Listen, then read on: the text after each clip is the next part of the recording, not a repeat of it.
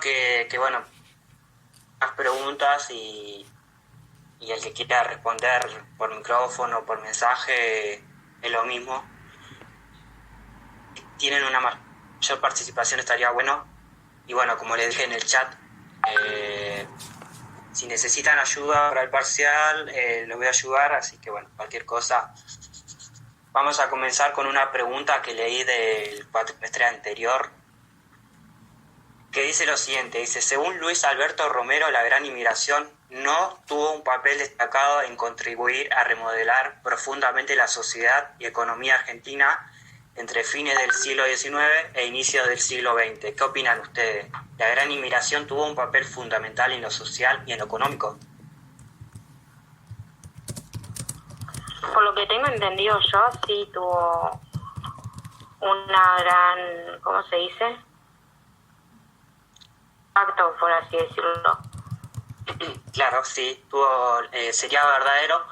Ahora hay que encontrar la respuesta. Yo acá tengo la respuesta y se lo voy a explicar ahora si ustedes pueden decir la respuesta sería buenísimo.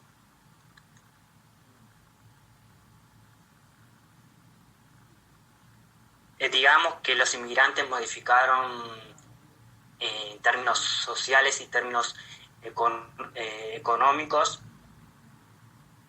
Hay que responder acá qué incidencia tuvieron los inmigrantes.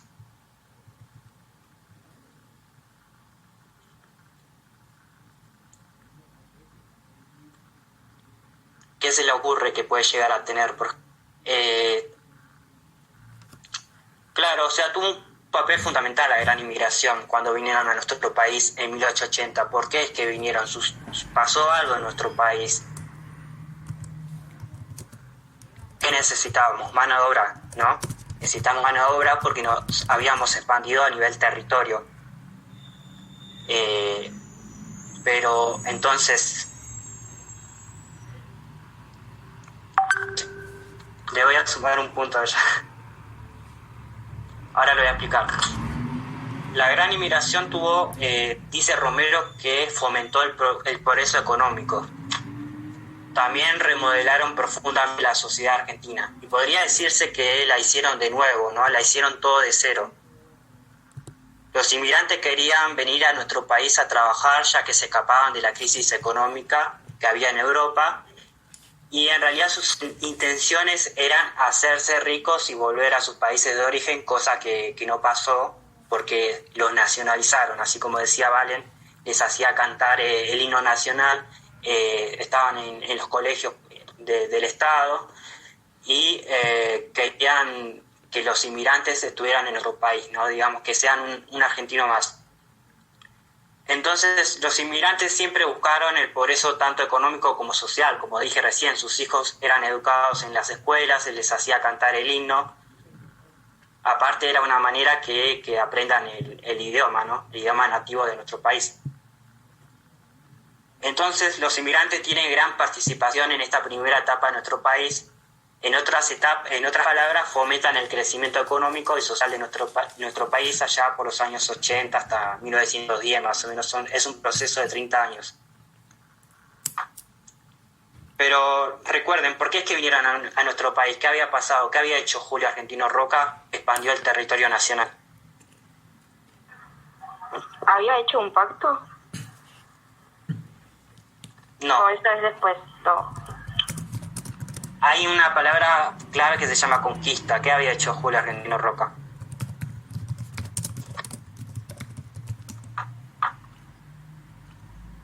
O sea, esa decisión política hizo que los inmigrantes vinieran, que se escaparan, porque nosotros teníamos, necesitábamos mano de obra barata. ¿Pero por qué necesitábamos esa mano de obra barata?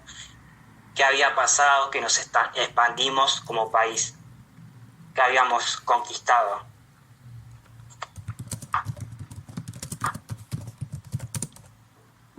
Sí, bien. Como dice Cristina, conquistamos las tierras del desierto. Se llamaba Conquista del Desierto.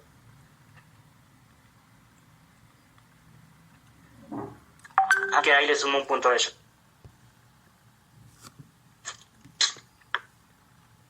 Si Argentina le roba las tierras a los sirios, en realidad los extermina, porque no hay otra palabra. Se llamaba conquista del desierto y hoy en día se le llama exterminio al indio, porque es lo que sucedió. Nos expandimos a nivel territorial, o sea, el Estado llegó a lugares donde antes no llegaba. Por eso cuando Julio Argentino Roca asume el poder, su idea era asegurar la paz y el orden y tener control en el territorio nacional. O sea, quería que el Estado llegara a donde antes no llegaba, quería tener un mayor control territorial y eso es lo que logra con la conquista del desierto. Y bueno, quizás la parte más importante, por así decirlo, de este régimen sea el PAN, que es el Partido Autonomista Nacional. El Partido Autonomista Nacional en esta etapa de nuestro país no había partidos políticos, o mejor dicho, no había esa competencia política. Había solo un partido político que era el PAN, después años más tarde surgen el socialista, el anarquista y la Unión Cívica Radical, pero en los años de Roca solo un único partido político, que era el Partido Autonomista Nacional, cuyo jefe era el presidente de la República. Y acá vamos a tocar un tema interesante que se me había en la primera clase que tuvimos, que era la relación que había entre Argentina y Gran Bretaña. Es importante porque es una relación que surge a raíz de todo esto que acabo de mencionar, la conquista del desierto, la gran inmigración. Y esta relación surge en los años 80, cuando nuestro país tiene el modelo agroexportador. Teníamos un crecimiento desde lo económico. Gran Bretaña, a diferencia de nosotros, ya había pasado la revolución industrial de 1840. Es una revolución en cuanto a la producción, es decir, hay una transformación económica que recién nosotros tenemos en 1930. O sea, Inglaterra tiene su revolución, su modelo económico industrial en 1840 y nosotros 110 años más tarde, recién en 1930, que es cuando somos un país industrial. Entonces, nuestro país no era un país agroexportador y los ingleses eran un país industrial. Por lo tanto, esa relación surge en que nosotros le vendíamos materias primas y le comprábamos productos importados. Es decir, vendíamos la lana, el cuero, y los ingleses nos vendían el zapato, o sea, nos vendían el producto, la manufactura, el producto final que nosotros le comprábamos. Entonces esa era la relación que había entre Argentina y Gran Bretaña, que era un proceso de exportación e importación que teníamos.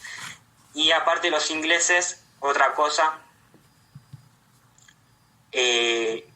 nos veía como un país muy rico en cuanto a producción. O sea, somos un país extremadamente grande y no necesitábamos entre países, digamos. Entonces empezaron a hacer inversiones en nuestro país. Las inversiones que hicieron fueron los ferrocarriles. Los ferrocarriles en la época de Roca eran ingleses, hasta la época de Perón, que recién Perón los nacionaliza. Y esto lo que voy a decir es importante, o sea, el capital británico creció en Argentina, muchísimo creció. Además, intervino en comercios, bancos, préstamos al Estado, que se agregaron los préstamos de las tierras, intervenciones de empresas públicas. O sea, el Estado argentino le aseguraba a las empresas británicas muy buenas ganancias. Entonces, esa era la relación de Argentina con Gran Bretaña, que comienza en 1880 y se extiende a lo largo de los años. Aunque es interrumpida en 1930 con la caída de la bolsa y resuelta en 1933 con el Pacto Roca-Rússimo, que ahora en un rato voy a llegar hasta ahí. Y ahora, sí, también le vendíamos carne y cereales. Después también le vendíamos carne enlatada en la Primera Guerra Mundial a Gran Bretaña. Entonces esa era una relación, la exportación y la importación que nosotros les compramos. Así que ahora otra pregunta, que esta le va a servir para ejercitar ustedes un poco lo que vienen leyendo, que es de un parcial. Todas las preguntas que voy a hacer ahora son del parcial del cuatrimestre anterior, así que quizás capaz que se repiten. Dice, según Luis Alberto Romero, el paso del gobierno de Roca a Miguel Juárez Celma en 1886 fue un proceso democrático. ¿Qué opinan ustedes ahí? ¿Fue un proceso democrático el paso de Selman de 1886?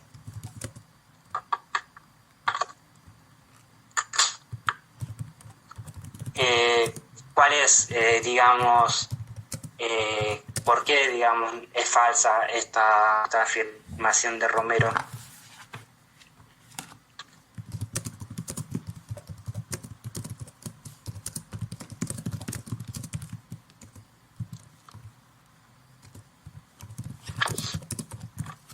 Es falsa porque surge algo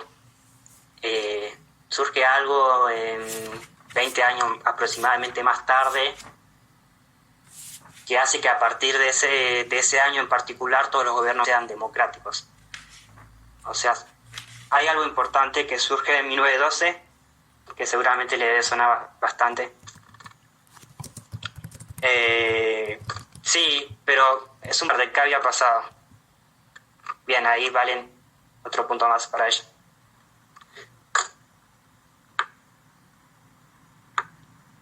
Por la ley Sáenz Peña, como dijo Valen,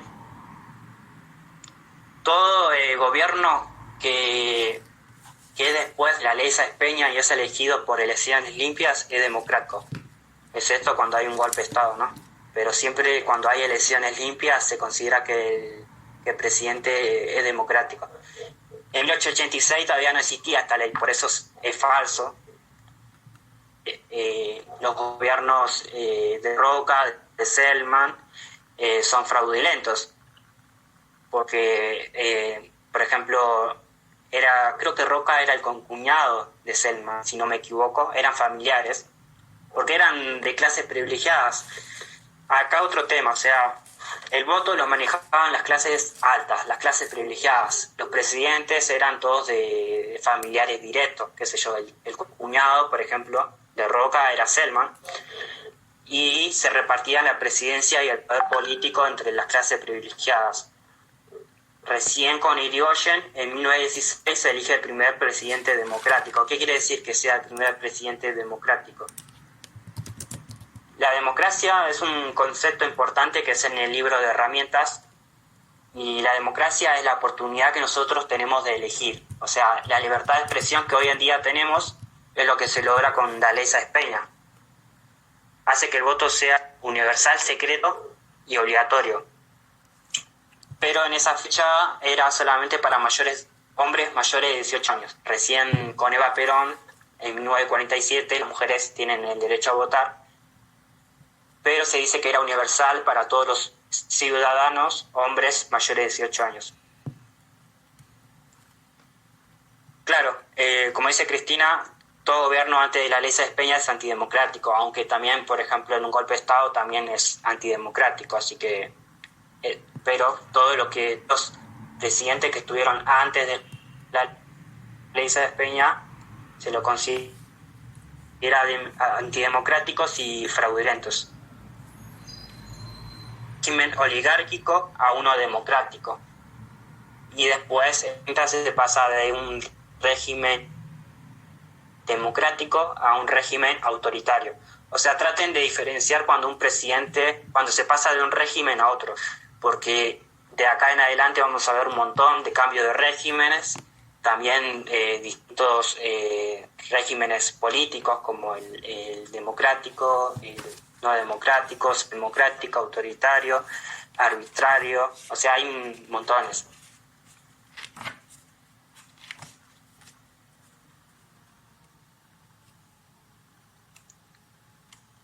Bueno, a ver, como ya saben más o menos que la ley Sáenz Peña, que es el voto secreto universal y obligatorio,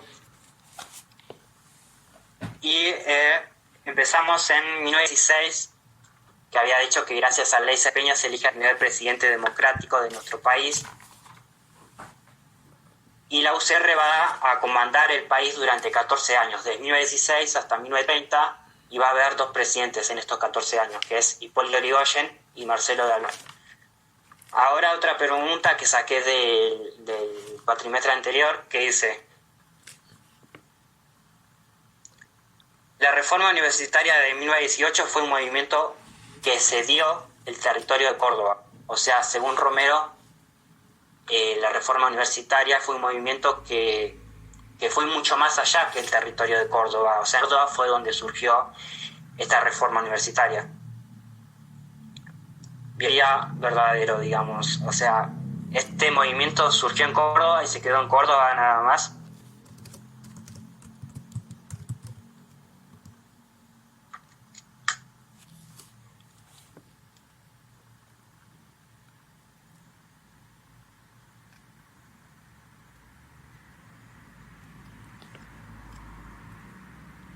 Bueno, como dice Alejandro, pero también Valen lo había dicho, así que le voy a dar un punto a cada uno, se extendió. Primero se extendió a lo largo del país y después se extendió a nivel latinoamericano. Y también este movimiento tuvo, claro, como dice Romy, son apoyados por trabajadores e intelectuales a nivel nacional. Este movimiento también fue apoyado por Irigoyen. Esto es muy importante porque por ahí se pregunta si este movimiento fue apoyado por Irigoyen. Y saben lo que es la reforma universitaria, más o menos tienen una idea de lo que era, lo que fue, en qué consistía la reforma, qué era lo que buscaban los estudiantes, digamos.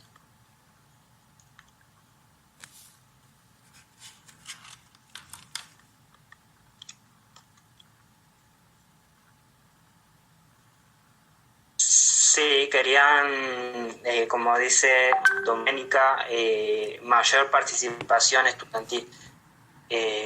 Ahí la respuesta quedaría un poquito corta, pero es básicamente infantil. Hoy en día se conoce como los centros.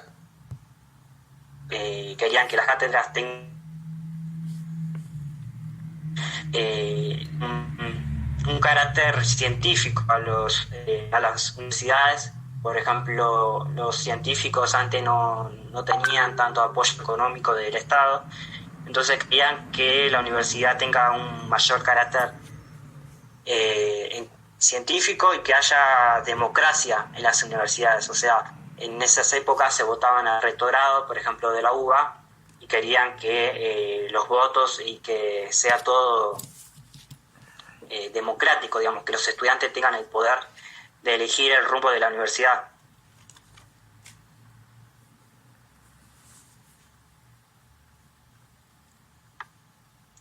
Claro, o sea, una reforma para actualizar los temas, por ejemplo, como dijo Sofi, había ciertos libros que se prohibían antes de esta reforma, por ejemplo, libros como Apoyo al comunismo, como Karl Marx, que critica el capitalismo y da apoyo al comunismo. Ese libro de Karl Marx, que se llama el Manifiesto Comunista, ahora que me acuerdo, ese libro muy famoso a nivel mundial, se prohibía y querían que las cátedras tengan libertad de contenido.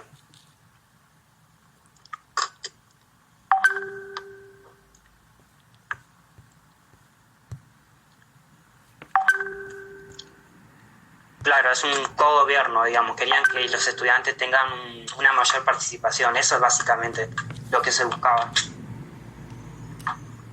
Bueno, bien, más o menos la tienen, saben más o menos cada uno. Somos muchos y están respondiendo a todos. Bueno, a ver, otra pregunta. Que dice, si tomamos en cuenta la regla de acceso al poder, podemos decir que existen infinitos tipos de regímenes políticos. ¿Qué dicen ustedes? ¿Existen infinitos tipos de regímenes políticos? ¿Existen 5, 7, 10, por ejemplo?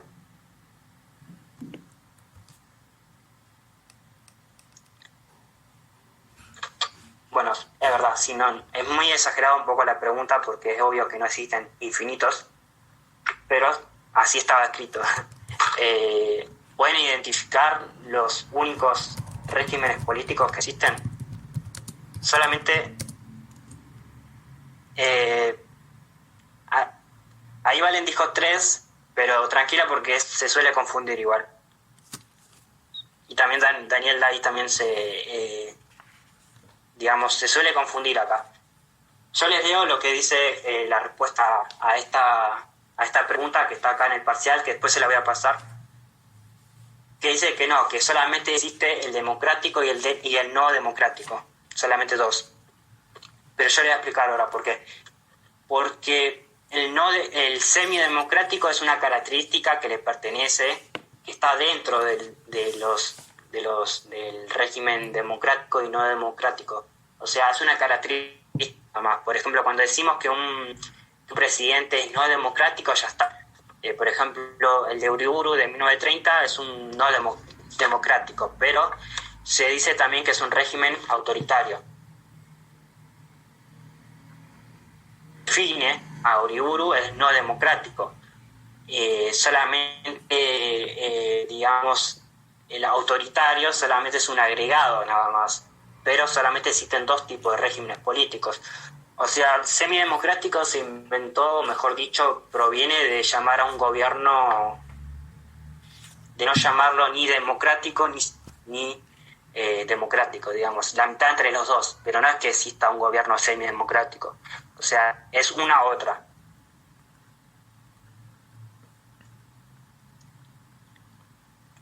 Claro, digamos que semidemocrático es, digamos, es como invisible, digamos, es una característica especial nada más. Existe democrático y no democrático, por ejemplo, arbitrario y autoritario vienen del lado de no democrático. No existe un presidente democrático que sea autoritario, por ejemplo. Pero sí ayuda a definir a un gobierno. Por ejemplo, le podemos decir, bueno, Uriburu es un gobierno no democrático y autoritario, pero basta con decir que no es democrático para decir que es autoritario, para decir que es arbitrario.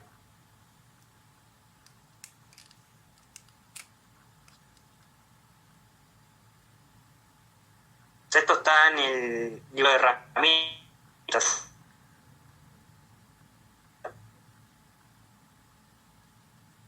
Que más que nada es explicar, dice la respuesta.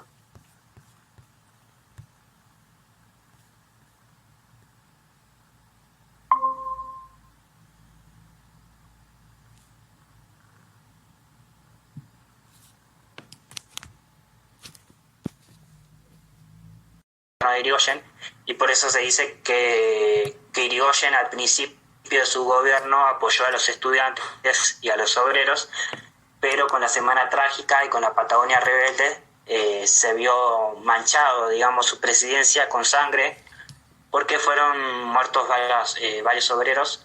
El que leyó la Semana Trágica y la Patagonia Rebelde sabe que es un poco más amplio de lo que acabo de contar, pero básicamente hay que saber eso nada más, que fueron, digamos, estas dos huelgas fueron reprimidas por el gobierno de Irigoyen. Y después tenemos las elecciones de 1922, que es la que gana Marcelo Alvear. Alvear y Irigoyen forman un mismo partido político, que es la Unión Cívica Radical o la UCR, pero se diferencian. Uno era más populista y el otro era más conservador. Entonces, acá es donde se divide la UCR en dos. La Unión Cívica Radical se divide en dos, quienes apoyaban a Irigoyen, que eran los personalistas, y los que apoyaban a Marcelo, que eran los antipersonalistas.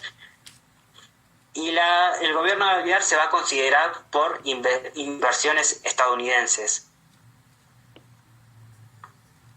En esa época teníamos muy buenas relaciones económicas con las dos grandes potencias económicas, Estados Unidos y Gran Bretaña. Así que económicamente atravesamos lo que en el mundo se llamaba los años dorados o los felices años 20. Los personalistas sí eran más populistas. Atravesamos los felices años 20, que más o menos debe sonar, digamos, recibimos grandes inversiones de la época, de Estados Unidos, perdón, ya que hubo un tiempo de paz después de la Primera Guerra Mundial y los países europeos estaban bien económicamente, excepto Alemania. Alemania había perdido la guerra y mediante el Tratado de Versalles tenía que pagarle los gastos de la guerra a todos los países involucrados. O sea que los europeos, excepto Alemania, estaban bastante bien, y recibimos inversiones inglesas y estadounidenses, más que nada estadounidenses. Por ejemplo, nos exportaba automóviles, camiones, neumáticos, fonógrafos. En nuestro país, no me acuerdo el nombre, pero una... Después las otras dos eran General Motors y General Electric. Bueno, mi inglés no es bueno la pronunciación, pero básicamente hay que saber que invirtieron en empresas en nuestro país. Y entonces el gobierno de Alvear se va a considerar, digamos, en inversiones yanquis y británicas. Y en el gobierno de Alvear también va a surgir la Liga Patriótica. La Liga Patriótica es un partido político que promovía un nacionalismo de derecha. ¿Qué quiere decir un nacionalismo de derecha? Bueno, en realidad la Liga Patriótica estuvo en la Semana Trágica de 1921. Básicamente lo que hacía era reprimir a los trabajadores, o sea, entregaba mano de obra alternativa para reemplazar a los huelguistas y opacaba a los trabajadores. Y bueno, en el gobierno de Alvear va a continuar con este proceso hasta 1930, que es cuando desaparece esta liga, pero se va a basar en promover, como dije, un nacionalismo de derecha. Va a querer reemplazar a los trabajadores, y tuvo intervención en la Semana Trágica de 1921. Acá vamos a ver a una autora que es Florencia Deitch, no sé cómo se pronuncia el nombre, pero ustedes que leyeron el material seguramente saben quién es. Ella va a decir que un golpe de Estado posee determinadas características. Entre ellas, ¿pueden decir alguna característica que posee un golpe de Estado?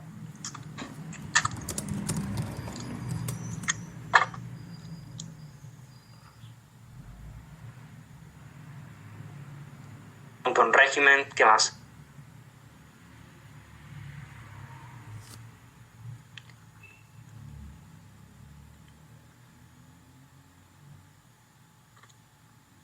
Eso que dijo Vale me gustó, porque ella dice que un golpe de Estado, haga quien lo haga, siempre es ilegal. O sea, siempre es ilegal, porque no está en la Constitución. Por lo tanto, es ilegal. Aparte, una de las características que dijeron ustedes es fraudulento y de fraude sistemático. Como no está regido en la ley, es ilegal. Así que nunca va a haber un golpe de Estado. Los 6 golpes de Estado que tiene, ninguno va a tener un carácter democrático, ni siquiera por apoyo de la gente. Nunca. Un golpe de Estado siempre es ilegal.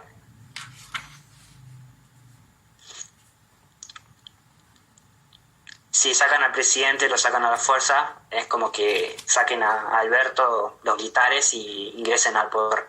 Se dice que es, digamos, que no es democrático porque un gobierno que es votado por no sé Alberto ganó las elecciones limpias, digamos, y si su poder es interrumpido, se dice que es un golpe de Estado.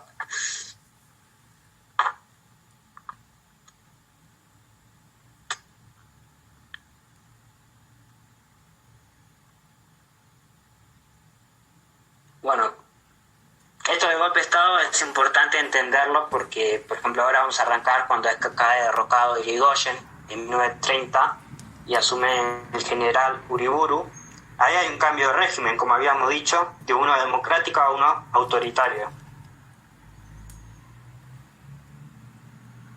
Es difícil, la compliqué bastante, creo que con esta la encontré yo, buscando por el Altillo, que seguramente es una página que tiene parciales, resúmenes de todas las materias, aunque traten de revisar bien porque son resúmenes hechos por estudiantes, así que no creo que estén todo bien, pero este que leí yo está bastante bueno. Y dice lo siguiente, dice esta pregunta, dice: según Luis Alberto Romero, en 1930 la relación con Gran Bretaña resultó mucho más controvertida que antes, es decir, se vio un cambio drástico. ¿Por qué creen ustedes que la relación con Gran Bretaña en 1930 hubo un cambio? Un cambio, digamos, un problema, o un cambio desde lo económico más que nada.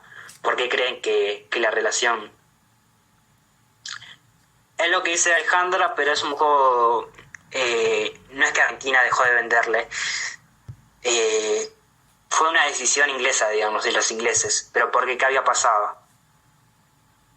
Sí, cayeron las exportaciones por lo que había pasado en Wall Street. Pero, sí, como dice Cristina, Canadá le vendía más barato la carne.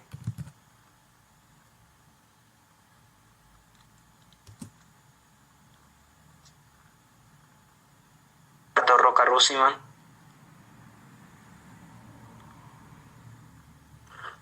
¿A quién darle el punto?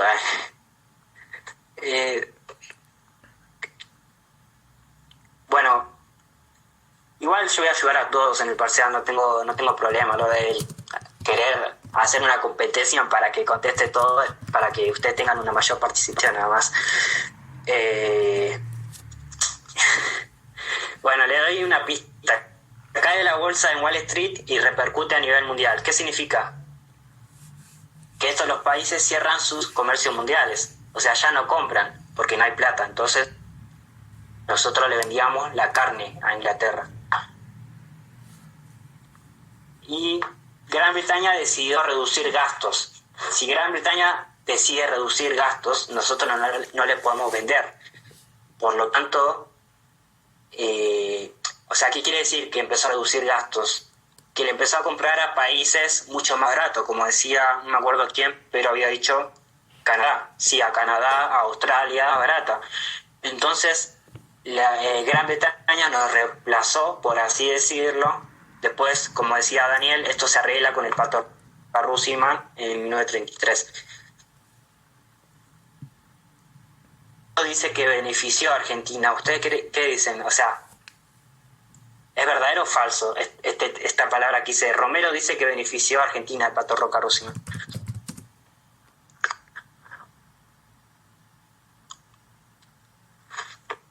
Es falso.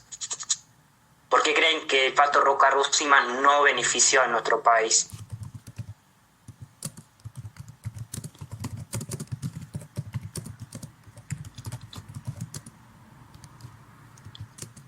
Sí, favorecieron a los ingleses, a los británicos, diría Romero.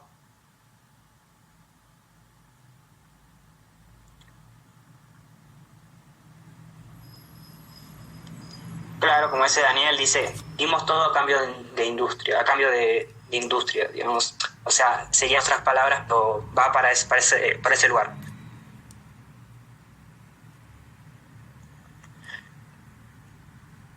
Nosotros le vendíamos la carne mucho más barata del valor real. Es decir, si 100 kilos de carne salía 1.000 pesos, nosotros le vendíamos a 300, 500 pesos,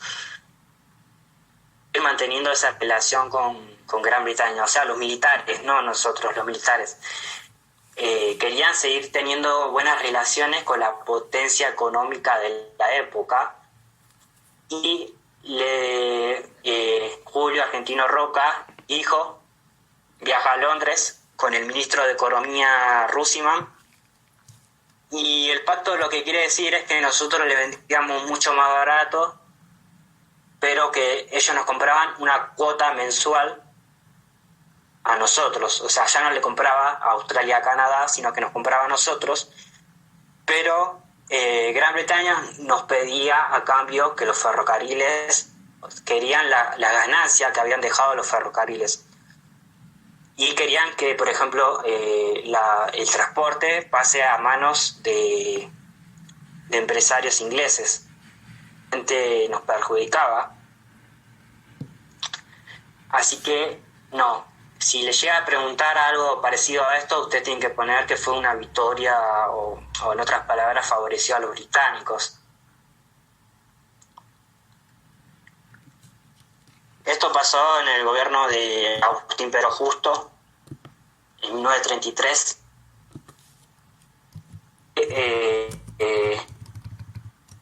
los militares, digamos, Agustín Pedro Justo siguió el plan inicial militar, que era seguir manteniendo relaciones económicas con Gran Bretaña.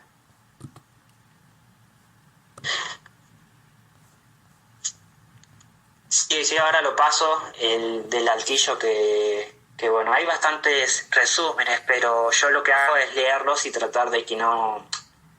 Por ejemplo, me pasó el otro día de que escribieron mal una fecha, no me acuerdo qué era que habían puesto, pero sí hay errores porque los hacen los estudiantes y hay algunas cosas que están mal. Pero yo era uno de los que leía el altillo y copiaba hasta los exámenes, o sea, por eso después me di cuenta que hay algunas que están mal.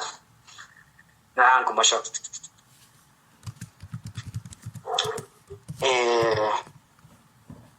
Bueno, acá surge un partido político muy importante, que era la única oposición al gobierno militar. ¿Se acuerdan cuál surge un partido político? Es importante. O sea, estaba la UCR y después había un partido quien comandaba Lisandro de la Torre.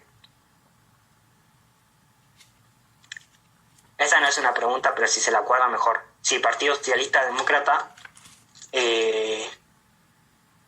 quien va a estar, por ejemplo, en las elecciones de 1931 se presentan los socialistas demócratas, quien era comandado por Lisandro de la Torre y Nicolás Repetto, y acá se dice que hubo un fraude por parte de los militares en la mayoría de las provincias. Entonces el triunfo en las elecciones era de esperarse, por así decirlo, pero en realidad no. Ganaron los militares, ganaron la fórmula Agustín Pedro Justo y Roca. Por eso el gobierno de Agustín Pedro era no democrático y fraudulento, porque ganas las elecciones con fraude, precisamente. Lo mismo que Ortiz y que Castillo. Y bueno, Uriburu es obvio porque se organiza el golpe de Estado de 1930. Y hay algo que no les dije, pero el modelo agro fue de 1880 hasta 1930, y de 1930 pasamos al modelo ISI, que es el modelo de industrialización por sustitución de importaciones. Pero ¿por qué creen que ustedes hay un cambio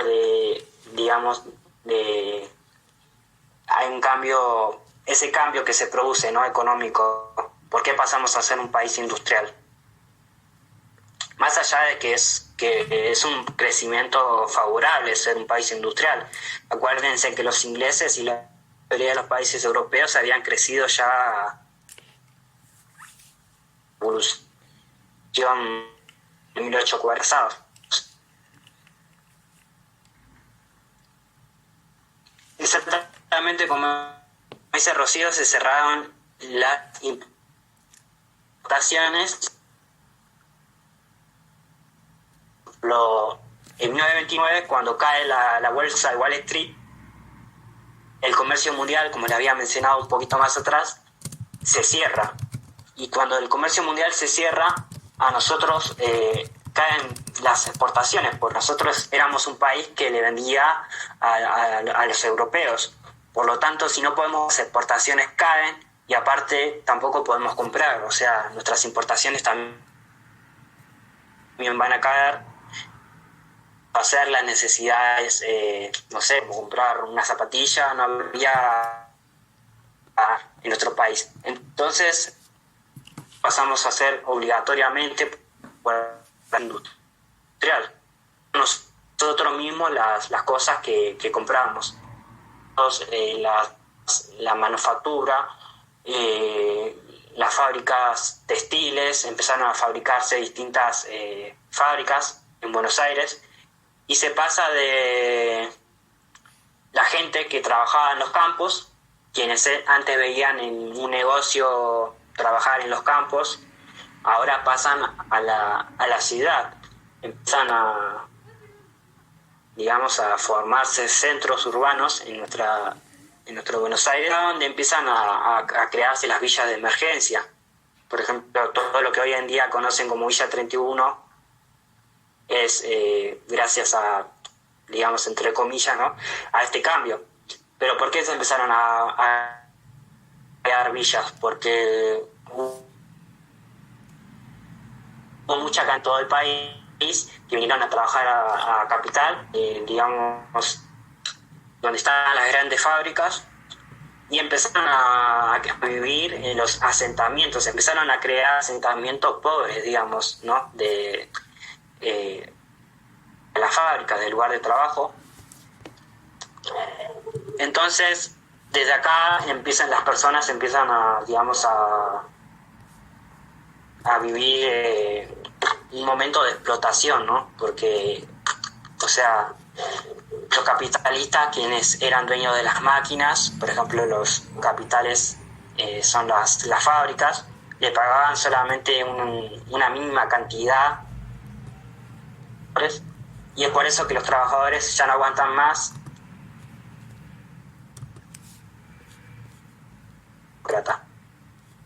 De ahí es que el Partido Socialista empecé a el tema de la que tenían los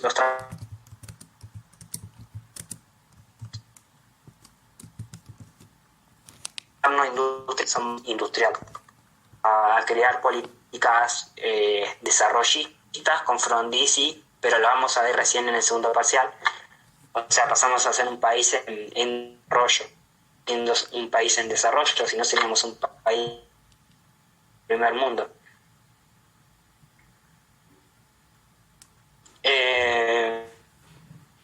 ¿En qué sentido lo decís cuando dice que tiene que ver con Irigoyen, digamos, estas protestas? Con Irigoyen todavía estábamos siendo un país agroexportador, por lo tanto la gente trabajaba todavía en los campos. Los huelguistas nada más protestaron posguerra mundial, y es cuando pasa la Semana Trágica y la Patagonia Rebelde.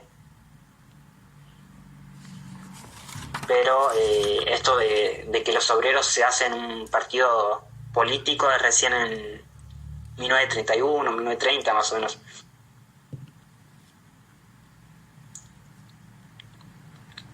La Semana Trágica es porque los obreros es más o menos parecido, nada más que sí, básicamente es casi lo mismo, digamos, que lo que ha pasado en Semana Trágica, nada más que ahí no surge un partido político, recién en 1930 o 1931 más o menos, es cuando surge el Partido Socialista Demócrata. Va a ser la única oposición hacia los militares.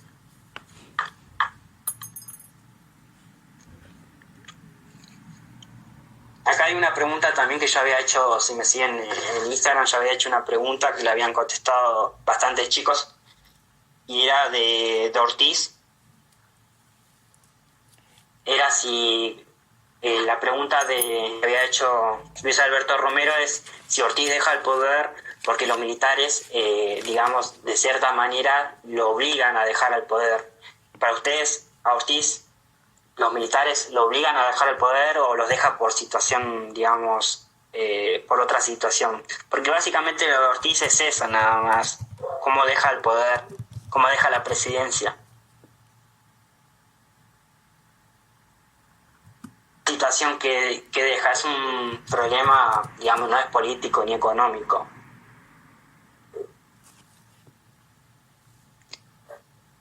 Bien, lo deja por la diabetes que había tenido en 1941, y en 1941 o 42, ahora no me acuerdo, muere Castillo.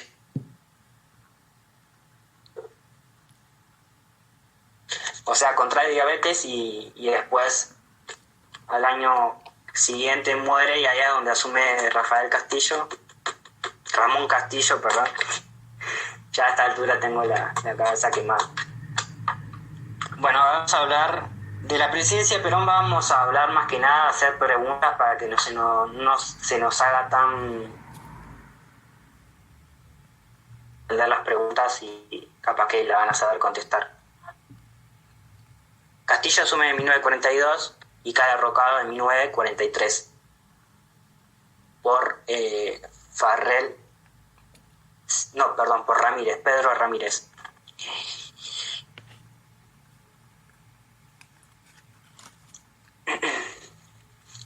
¿Leyeron algo de Perón de esta sesión número 4? Suelen haber muchas preguntas de Perón en los parciales. Bueno, vamos a comenzar entonces con una de las preguntas que tengo acá. La Iglesia Católica apoyó a Perón durante su primera presidencia, pero después se fue distanciando. Esto se produjo porque la Iglesia Católica primero apoyó a Perón y después se fue alejando de Perón, porque Perón toma decisiones políticas que iban contrarias a la Iglesia Católica y después termina convirtiéndose en enemigo de Perón. Es un enemigo muy fuerte, se gana la iglesia, Perón con la Iglesia Católica, porque la Iglesia Católica tenía mucha incidencia en el Estado, era la única religión reconocida. Después recién en 1992-93 se empiezan a tomar en cuenta demás religiones, pero sí era muy importante la Iglesia Católica.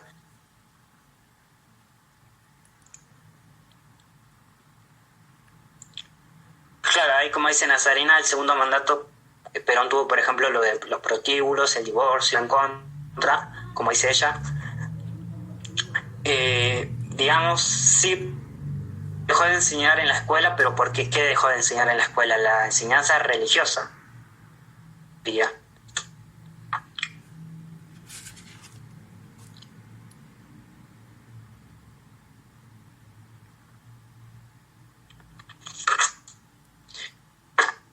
Así que lo que tienen que entender de la relación Perón con la Iglesia Católica es que primero, en su primer presidencia, la apoya junto a los militares, y después en el 55, en la segunda presidencia, como que se empieza a alejar de Perón, y la Iglesia Católica avala el golpe de Estado del 55, y por eso la Marina en el 55 lo derroca a Perón. A ver, otra pregunta de Perón.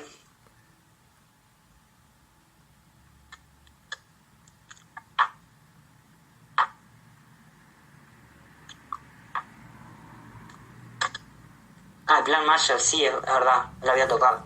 Bueno, el plan Marshall, para hablar del plan Marshall hay que irnos a la Segunda Guerra Mundial, sí. O sea, hay que hablar, a ver cómo puedo empezar. El plan Marshall básicamente es una ayuda económica que Estados Unidos da a Japón y a países europeos que sufrieron la segunda pérdidas económicas en la Segunda Guerra Mundial. Y se dice que Estados Unidos tuvo un enfrentamiento, por así decirlo, con los militares en el 43-44, con la revolución del 43, porque en la Segunda Guerra Mundial éramos uno de los dos países de América que no lo ayudamos, o sea, no lo ayudamos en términos políticos, éramos neutrales. Entonces Estados Unidos se enojó de cierta manera con Argentina, y el plan Marshall nos perjudicó porque Estados Unidos, al darle dólares estadounidenses a Japón y a los europeos, los da con la única condición que no sean utilizados para comprarnos a nosotros como país.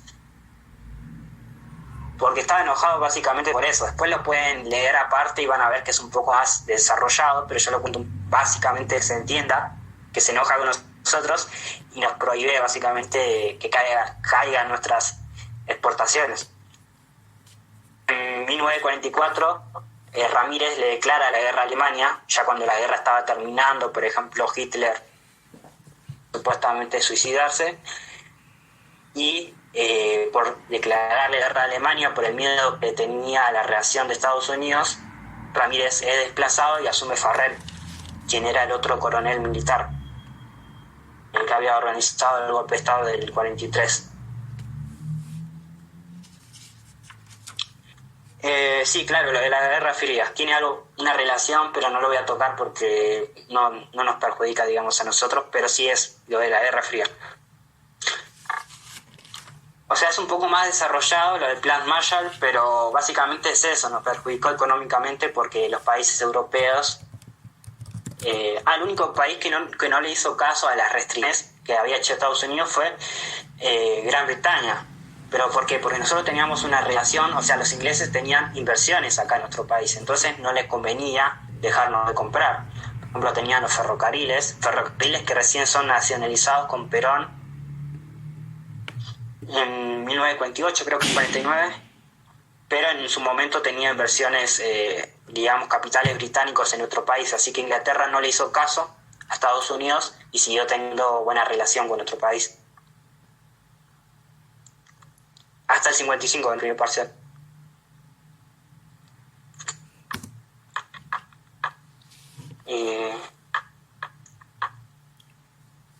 Bueno, Perón, les puedo contar que estuvo a cargo de la Dirección Nacional del Trabajo, como ustedes saben, se dedicó a vincularse con los dirigentes sociales. Él beneficia a los trabajadores, o sea, hacen que sus reclamos sean escuchados, y repudia al sector empresarial, que hizo enojar a los militares, por así decirlo, ya que Perón tenía popularidad en el ámbito laboral. Todo de cierta manera desconfianza en los militares, que tenían una política más conservadora. Obligado a renunciar a todos sus cargos. Cuando digo a todos sus cargos me refiero al Departamento Nacional del Trabajo y al de Ministro de Guerra, y es detenido en la isla Martín García. Esto para que usted entienda, pero dudo que haya una pregunta acerca de cuando lo detuvieron a Perón, ¿no? Pero por ahí quizás. Es detenido en la isla Martín García, puede ser que haya una pregunta de cómo aumenta su popularidad, porque gracias a que es detenido, por ejemplo, en la Plaza de Mayo de 1945 se pide la liberación de Perón, o sea, aumenta su popularidad, y por esa marcha a favor de Perón, ese mismo año, en octubre, es liberado. Y en 1946, cuando se convocan elecciones,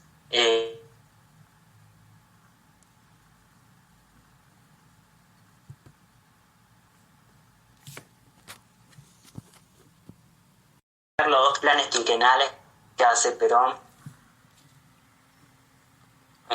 digamos, son importantes. Hay otra pregunta, ¿los dos gobiernos de Perón son democráticos?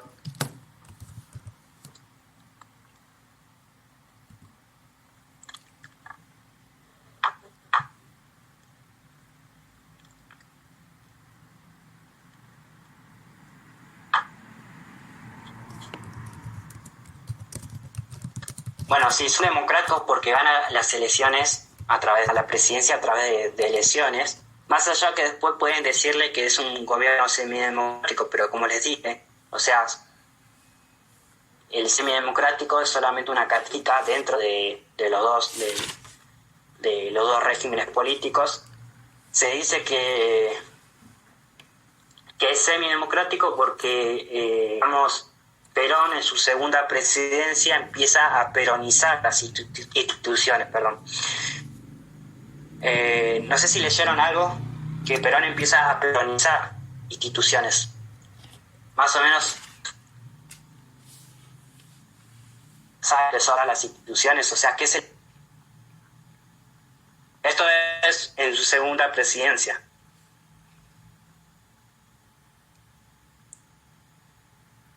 Romero, si bien Romero lo menciona, vamos, es difícil.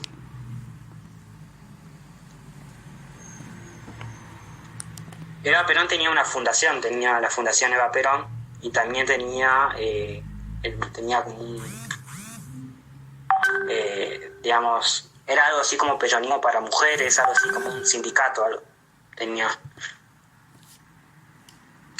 Entonces, todas esas decisiones que hace Perón, por ejemplo, que, digamos, sean peronistas. O sea, suena medio raro, pero es así. Se le exigía la afiliación al peronista que done parte de sus sueldos.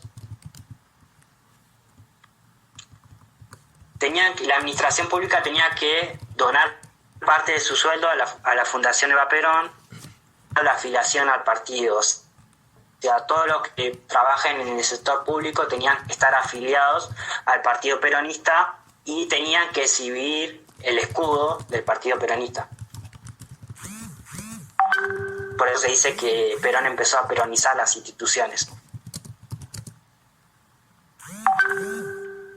Claro, ojo por no estar de acuerdo con el partido peronista y también, digamos, de cierta manera que es semidemocrático porque Perón solamente ayuda a los que lo apoyan, digamos, de cierta manera, solamente al sector obrero, al sector empresarial, digamos, lo deja ahí a un lado. Por ejemplo, para que tengan una idea, con la clase media. Antes no existía la clase media, las altas, bajas. Entonces con Perón un sector de la clase baja empezó a la clase media también. Es una mezcla de la clase alta y de la baja, o sea, de la clase alta también empezaron a empobrecerse y de las clases bajas empezaron a estar un escalón más arriba, a los que lo seguían, como el sector obrero. Sí, Perón Piña tiene un... él no va a decir esto del semidemocrático, lo menciona Romero. El que leyó algún resumen de Romero o leyó, sabe, dice semidemocrático.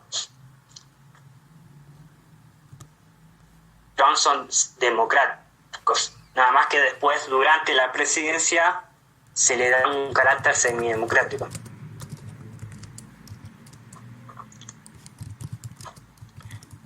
A ver, otra pregunta dice, según Romero, en 1949 empezaron a aparecer señales de crisis económica.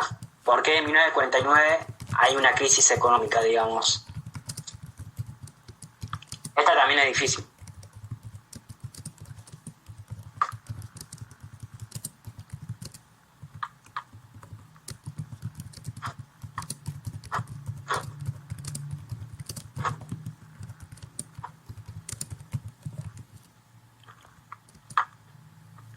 Bueno, crisis económica en 1949, porque los precios de los cereales que habían subido por la Segunda Guerra Mundial volvieron a su normalidad.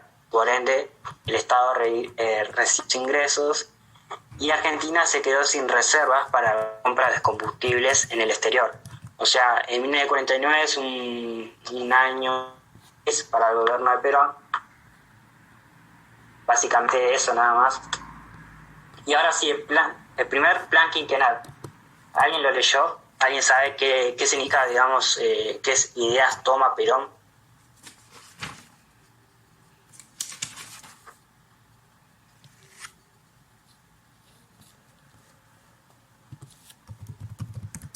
Esta es difícil también igual.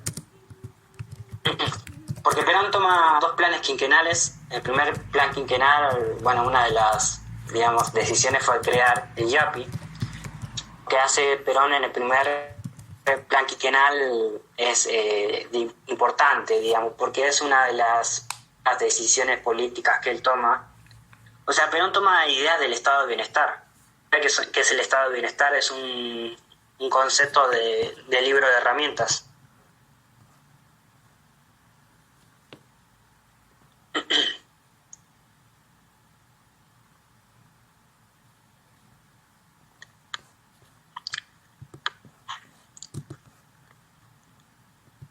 Bien, o sea, cada uno está diciendo una cosa distinta y me gusta porque están todos acertando. Política de nacionalización, eso me gusta también. Porque Perón empieza a nacionalizar empresas como, por ejemplo, Entel, que es una empresa telefónica, también nacionaliza una empresa de gas. Por ejemplo, le compró a los ferrocarriles, los ingleses. Nacionalizó el transporte de la ciudad de Buenos Aires, que eran misiones alemanes.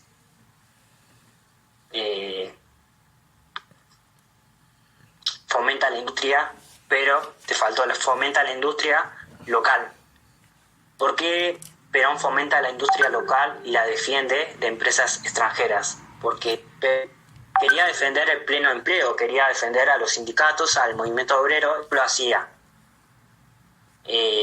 Tratando de, por ejemplo, un comerciante que ve una silla, si vos vas, compras un producto importado de Inglaterra, no lo estás ayudando. Entonces lo que hacía Perón era, digamos, te salía mucho más caro comprar ese producto importado que comprarlo acá en Argentina. Entonces hacía que vos, en vez de comprar afuera, comprabas acá en Argentina. Por eso se dice que fomentó la industria y el pleno empleo, digamos. Claro, primero lo nuestro aplicó la protección aduanera, como dice Sandra.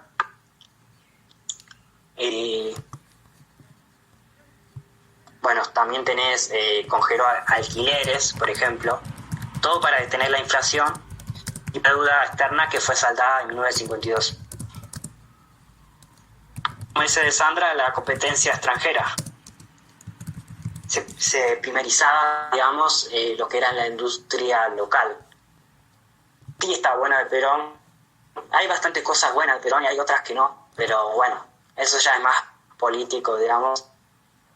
Quizás si leen a alguien que es peronista, obviamente que te va a dar a Perón como un dios, pero por ejemplo, en las leyes que él da al trabajador, como el descanso dominical, las vacaciones pagas, son robadas en realidad. O sea, hay pocos libros de historia que van a decir que las ideas de Perón son robadas,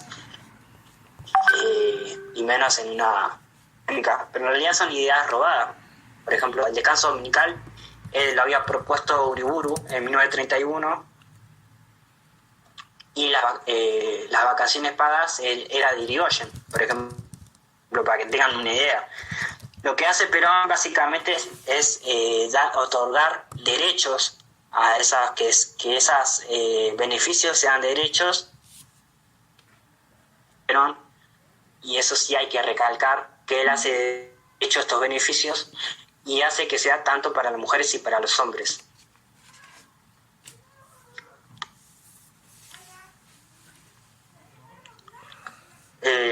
Sí, digamos, fomenta la industria, fomentando la industria local también fomenta el pleno empleo.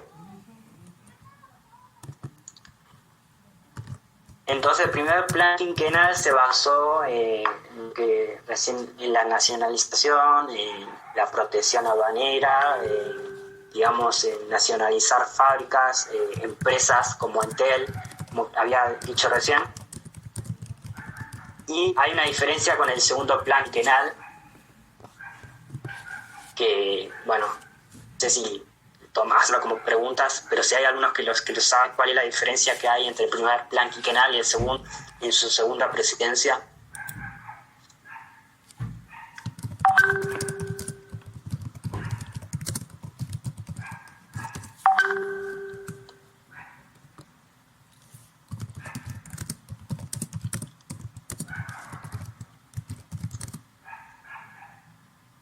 Bien, ahí como dice Baren, se levantó el congelamiento del CLES, es una característica también.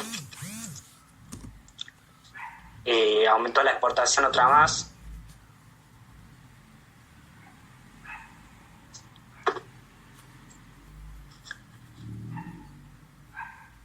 También abatimiento de petróleo.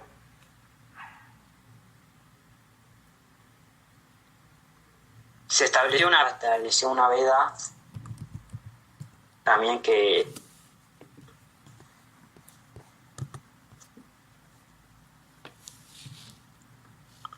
sí, la industria pesada, bien, se me había escapado.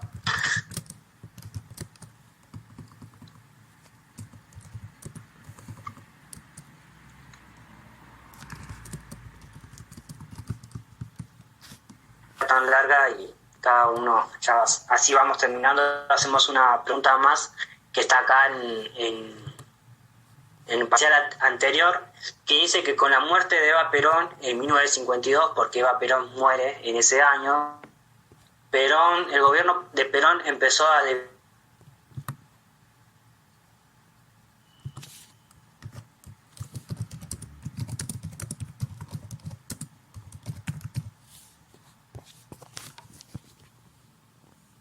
por lo menos de Perón, hay unas posibles preguntas, obviamente que hay algunas que seguramente se me escaparon, pero la semana que viene es el parcial.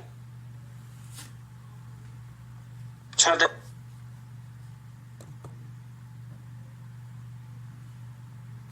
digo que te vas a sacar un 100, pero más o menos, o sea, que desapruebes.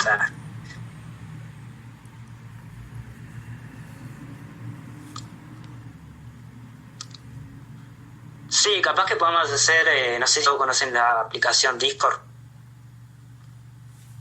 Podríamos hacerla, tipo, algunos me dicen, mira, ¿qué dice esto? Y yo trato de explicarte más o menos por qué me parece así, o si te diga directamente la respuesta, ya está, ¿viste? Así no. Todos, pues estaría bueno hacer una con la aplicación Discord y hablemos todos, tipo, para ayudarnos en el parcial. Igual, el parcial más importante es el final, o sea, este parcial lo pueden intentar 10 veces si quieren. Obviamente que uno siempre se quiere sacar una buena nota y aparte se quiere probar si estudió o no. Pero no tiene tanta incidencia este parcial como sí lo tiene el final, y en el final sí es bastante, digamos, no te dan tantas chances. Solamente te dan una hora y media y lo tenés que hacer todo rápido. Yo tuve el parcial de física y lo que hacen es mandarte una foto, un mail un día antes, y tenés que mandar una foto común y corriente, que se vean tus hombros y tu cara, y si te llegas a sacar mal, tenés solamente 3 intentos. Por lo menos a mí me dieron 3 intentos, y uno de los chicos se sacó 3 veces mal la foto y no le dejó hacer el parcial, así que es una mierda, pero bueno. Pobre.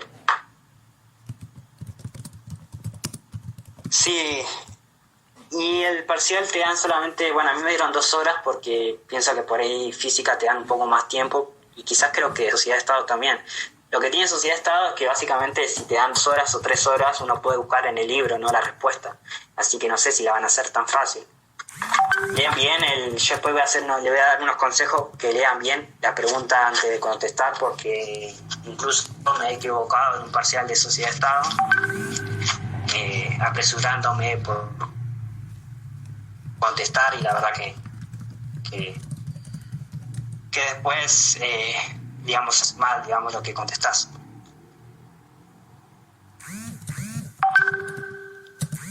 En el final sí, no se hace en el campus el final, pero por ejemplo, si pueden confirmar tu identidad a través de una foto, para que ellos vean que vos haces el parcial, digamos que no hay un tercero, se te habilita el parcial en el campus. Pero para los parciales formativos no es necesario eso, solamente te presentás el día de la fecha, accedes al campus y listo, te va a llenar, tenés que llenar, no sé cuántos ítems será, pero calcula entre 10 o 20 más o menos, y tenés que llenarlo, digamos.